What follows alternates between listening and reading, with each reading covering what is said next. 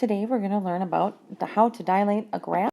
So if you take out your yellow sheets, we have some vocabulary. Dilating a graph is simply making a graph wider or narrower. And we're going to learn how to do that today. So if it's narrower, a lot of this you don't need. There's only one part, and I'll circle the part you need. You're going to find the vertex normally. And how you flip and move left, move right, move up, move down, that all stays the same. The most important piece is right here. You're going to be multiplying an equation by a number larger than 1. We're going to use whole numbers such as 2, 3, 4, 5. Technically, you can use things like 1.5 or 1.2. As long as it's larger than 1, it's going to make our graph narrower or skinnier. To make our graph wider or fatter, again, we find our vertex normally. It doesn't matter. We're not changing how we flip our graph, how we're moving left or right or up or down. That all stays the same. But we're going to multiply the equation by a fraction. And by a fraction, we're talking things like 1/2, 1/3, 1/4. Those are the main ones we're going to be using. Anything between 0 and 1 would make our graph wider.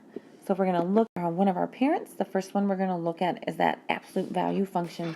And when we are graphing those, we're going to look at that parent graph. So our parent graph, again, remember, is that y equals absolute value of x. And we're just going to take the absolute value, the positive distance from 0. So absolute value of -4 is 4, -3 is 3, -2 is 2, and we're just going to fill in our charts here. So this should be the same parent graph that you have seen multiple times. And then we can go over here and we can graph that graph. And let's see if I can get that in there. So we're just graphing in that parent graph, and we're going to graph it in on both sides. So if you need to pause yours to get that graphed, feel free to do so. Fix this up a little bit.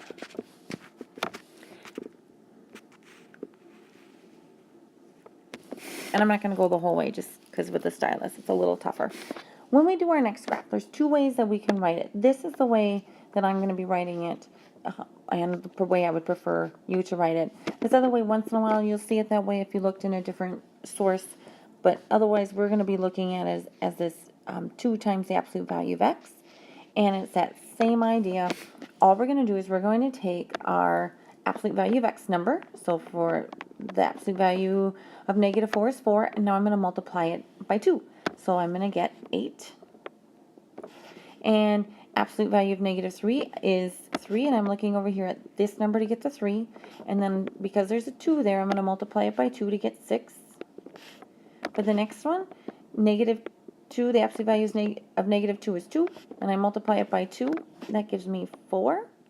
And then I keep doing that. I'm going to multiply the number that I have over here by the number that's out front of my equation to figure out what my new equation looks like. So absolute value of -1 was 1, times 2 is 2, 0 times 2 is still 0, and then 1 times 2 is 2, and I get 4, 6, and 8. And then I'm going to go over here and I would graph that. So if I went to -4, I would end up now going up to 8. And I can continue to do that for all of my pieces here. See if I can get it actually on those dots. If I go to -3, it's up to 6. And I just keep putting in those particular dots on my graph. And then I can connect them. And then I'm going to do the exact same thing with my last chart here, except, so I'm going to be multiplying by 1/2 because that's the number that's out front. That's the same as dividing by 2. So I look over here, absolute value of -4 is 4. 4 times 1/2 is 2. So I put in a 2. And the absolute value of -3 is 3 times 1/2 is going to give me 1.5. It's okay if you have decimals. The absolute value of -2 is 2. So 2 times 1/2 ends up being 1. And I can just keep going with that same pattern. So I'm always going back to the parent graph. I'm no longer using this middle graph here because that's not my reference point. I'm referring back to my parent graph over here whenever I'm doing those multiplications. And I'm just looking at that same x value, what it would be. And then I graph those points. So at -4, I'm going to head up to 2. So -4 goes to 2, and you can kind of see as you start graphing them that it does make it wider. The absolute value function is almost like it's a slope of the graph, if that's something that you kind of can connect with and say, okay, yep, I get that.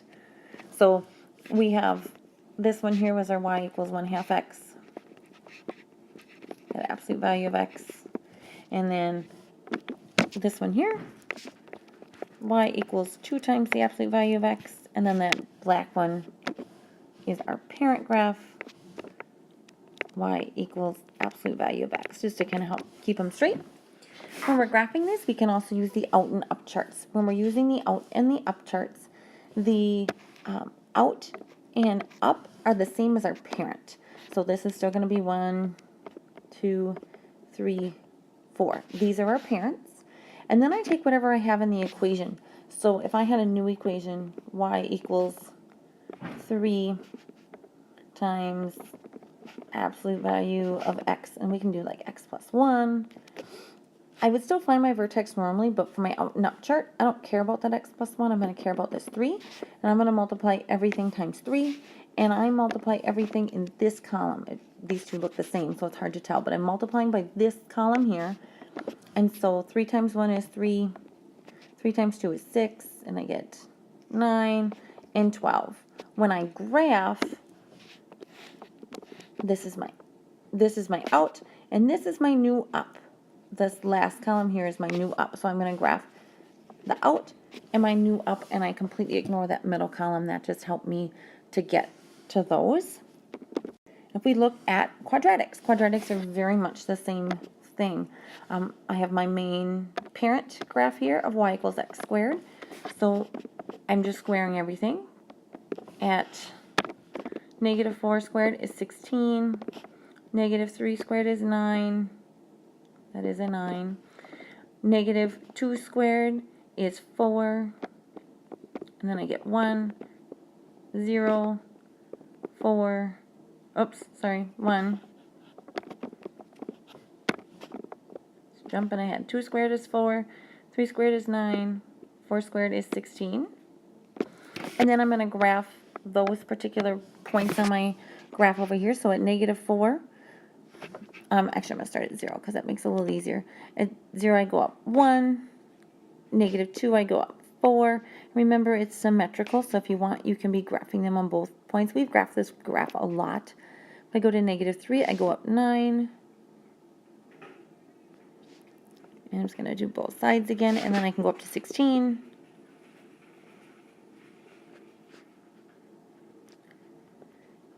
And then I'm just going to connect my points. So this is my parent graph.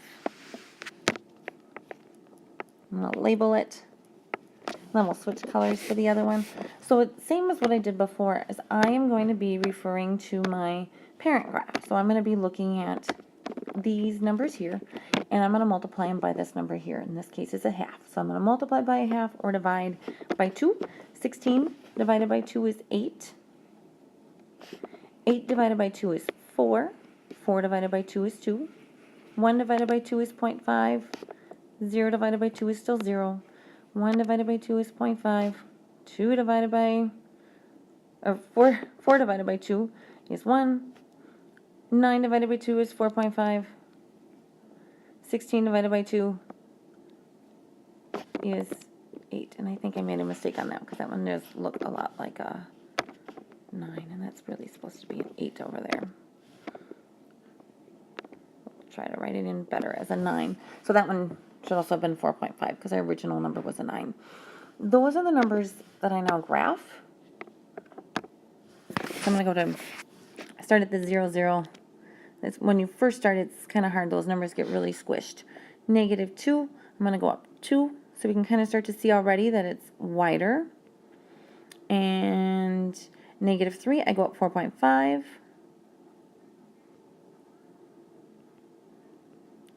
And at -4, I go up 8. And if I kept going, my graph would still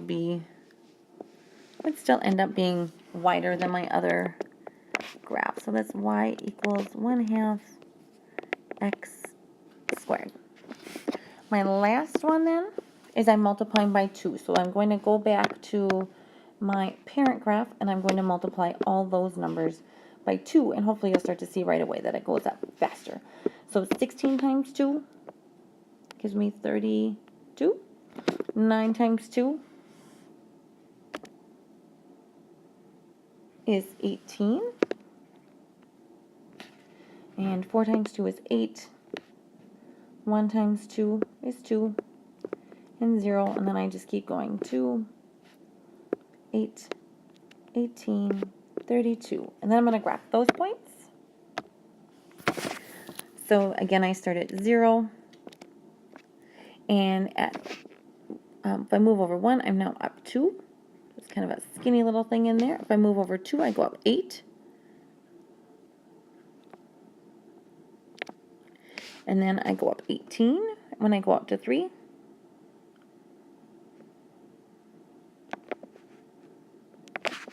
And then I can connect my points. I'll label that by just drawing that color in.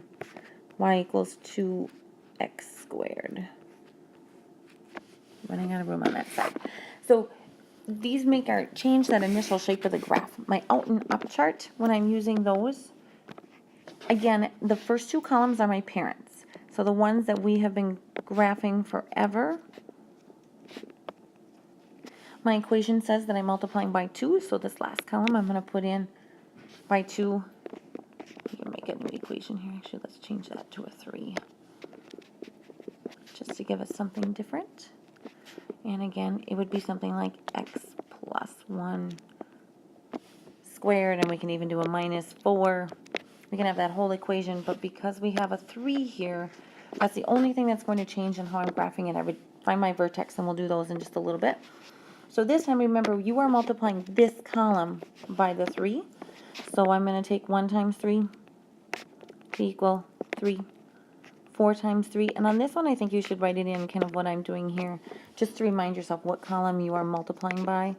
9 times 3 equals 27. I'm not even going to do that last one because I know I'm never going to get something with 27. When you're graphing, this column is gone.